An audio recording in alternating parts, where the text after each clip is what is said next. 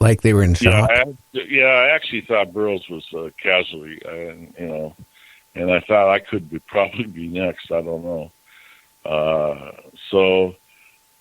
No film in the camera, gone. So what I'm going to do, I said, okay, I got my notebook. I'm going to write down as much as I can. In the event I don't survive it, at least the command element would know what happened and what I've seen and stuff like that out there. So they can make decisions later on, or whatever those commanders do. And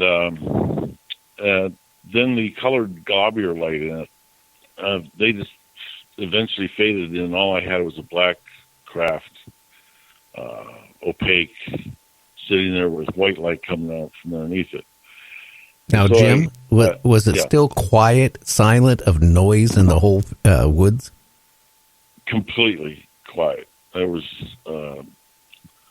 absolutely there was no wind or, at that time of year. I mean, it was like 32 degrees out. I mean, you always have wind going through the trees and stuff like that. Nothing like that. It was just completely quiet. And so as I was trying to figure out what it was. I was trying to figure out if it's hostile. If it is, I'm in trouble because I don't have a weapon. We left our weapons there because we were going to a downed aircraft crash.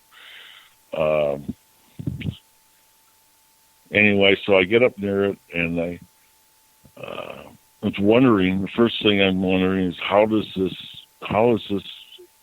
positioned above the forest floor? Why is it? It looks fixed, like on landing gear or something. So I look underneath it, and all that's underneath it is this white light coming down, but I can see the indentions in the ground. There's 3 of them. So I said, how in the hell does that work? I mean, what kind of technology is that? And so when I get up, I try to move it. I mean, push it. If you were if we were out in the woods and there was a Cadillac sitting in front of you, and you go up and you push it, it's going to move, I don't know, half inch or an inch or something like that. Yeah, even if it's fixed. This didn't move at all. It was solid. So that was a key point for me too. It's like, how can that be? Now, Jim, I'm sorry to keep interrupting you, but there's some questions that I want to ask you too. For the listeners, you're saying it's saw. How big was the craft in diameter? Well, that's what I was going to do. I said, well, I'll get as much information as I can. Now, of course, I don't have no measuring devices out there at all. I mean, so I got to use what I have. My long stride is about 3 feet. So I paced it off. It was about 9 feet long, and it was equilateral triangle. I mean, that's what it looked like. Then it had a dorsal fin that was coming up on the back of it, and that stood at about 6.5, 7 feet high. I'm 6'2", so that's how I came up with that measurement. And so I decided I'm doing a 360, and what I'm looking for is things that that all aircraft have, like flaps, intakes, exhaust, crew compartments. At that time, we didn't have drones, and things like that would make it fly. And this did not have anything. It was void of all those things. I mean, it could not fly. You got to have flaps. You got to have intake. You got to have an exhaust. It didn't have none of those. And also the skin of the craft, it didn't have no rivets or nothing like that. It was completely smooth. I describe it as looking like black glass, but it was obvious metal of some kind. And so I start doing my 360, and I'm feeling a little bit better now because I'm still alive and I wasn't harmed. So I've been there for quite a few minutes, and there's no activity, nothing that was aggressive toward me or anything like that. So, in the meantime, I'm still doing my security checks. I'm calling in, the security's A-OK and all that kind of stuff. And I tell them I'm pacing it off and things like that. And I told them I was doing a 360. And, of course, I don't get no response in the radio. I'm not even receiving commands back. That would be scary right there. Now, also, Jim, one of the listeners, Kim, wanted to know if you felt like any pressure on your body or any pressure in your ears or, the whole body during this time. No, nothing like that. I tell you what was the other thing that stood out was a smell of like hot metal. I don't know if you've ever been around aircraft jet engines that have been ran up Tesla or anything like that, but they get pretty warm, and that's the smell you get off of them. And it sort of smelled like that. And but no, there's no the physical part of it. I described. I mean, there was no outside of static electricity. All this stuff with the even the labor movements dissipated when I got up to the craft itself. It was like I had free movement. The only thing I didn't have is the sound. I didn't hear that. I continued to make my 360, and I see there's writing on it up near the front of it, or from my vantage point at the front. So I felt a little bit more relieved because I'm going to see something like, a sickle and a star, or maybe, USAF, NASA, something, something on there. I'll tell you what, up to this point, I knew it wasn't on one of ours. I knew it was, and we had the best Air Force in the world. It wasn't nobody else's. At Offutt, when I did security there, I did security for classified briefings for the general officers, and I've seen all the research and development stuff for craft going 50 years in the future, and I'll tell you what, this craft was not even close. Oh, wow. Excuse me.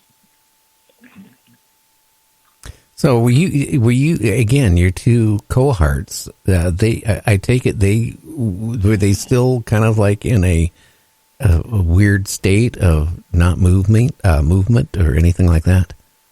Yeah, well, it wasn't just them. Everything outside that area wasn't moving. And they weren't either. I couldn't explain it, but my main focus was on the problem in front of me, and trying to get as much information as I could. I did anticipate a security response at some point from for additional forces. I was hoping anyway. Yeah, that didn't happen. So were they jamming your radio, you think, or just blocking the signal? I don't know. I'm guessing whatever technology it is, well, I tell you what, I thought the radio was out, even though I was making my transmissions. I'll go ahead and fast forward. When I went in and do my report next morning with Sergeant Coffey, they heard everything on the radio. So I didn't have to worry about it. Sergeant Coffey did the 1569, the incident complaint report, which is a lot more detailed than a blotter entry. And I read it over, and I okayed it. It had all times right. It was exactly what happened. So he heard it all, and which is interesting. The Wing Command Post at that time had the old reel-to-reels, like a TX reel-to-reel. And what they would do is record all the radio transmissions for the base, not just security police, but fire department, medical. And so they'd have like a 48 or 72-hour recording of all the radio transmissions.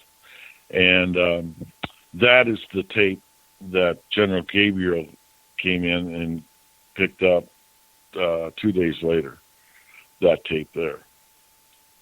No. General Gabriel was the commander-in-chief of U.S. Air Forces Europe. I mean, they must have thought it was pretty important to send the 4-star general that's in charge of Air Forces for Europe there to pick it up, and that's who picked it up. Now, going back to that craft, because we're getting ready again for another break, and then we only have you for another half an hour. Did you see any aliens or anything like that at all? No, the craft was unmanned. It was just too small for a human in it. So, but it was unmanned. I could not see no crew compartments or anything like that. So, what do you think it was there for? Checking out the air base? Well, that's the $1 million question, isn't it? I think the whole purpose behind it was to communicate, give the Rendlesham code out. I think that's the only purpose that was there. Interesting. Mm-hmm. Well, our research keeps backing up everything that that thought. It backs it up over and over and over again.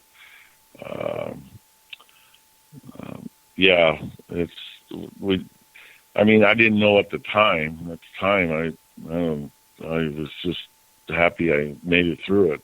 I wouldn't blame you. Yeah. So we're at break time because I'd like to go into the more with the actual contact. Yeah, and how long can you stay? Because I can, if you want to stay for an extra hour, so I can get a hold of the other guests during the break and move them to another date if we have to. I'll leave it to you on this. I don't know. Let's see how fast we can get through this. This part I always try to rush through. Well, we'll try not to rush it. Anyway, I'm telling you that so you can stop me from trying to rush through it, okay? I will do that. It gets a little uneasy for me, even though I've written 2 books on it, and that's therapy by itself. It gets a little rough, and I try to rush through it. So don't let me do that, okay? Okay. Well, Jim, I will, as a new friend of mine, I'll make sure you don't. We'll be back in about 4 minutes with Jim, and we'll find more out what happened. You're listening to Night Dreams Talk Radio After Dark with me. I'm Gary. And again, tell your friends and all that stuff. And we're going to have a list here in the next week or so of all the stations that are carrying our show on my website. I'm actually learning how to do the website. Anyway, we'll be back in 4 minutes.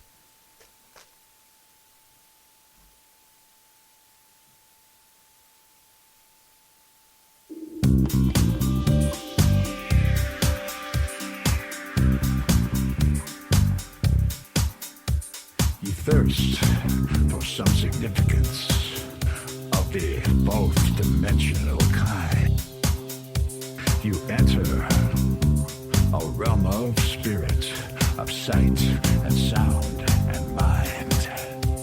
Your radio is a cosmic doorway and your psyche begins to spark. When you tune in to Gary Anderson and Night Dreams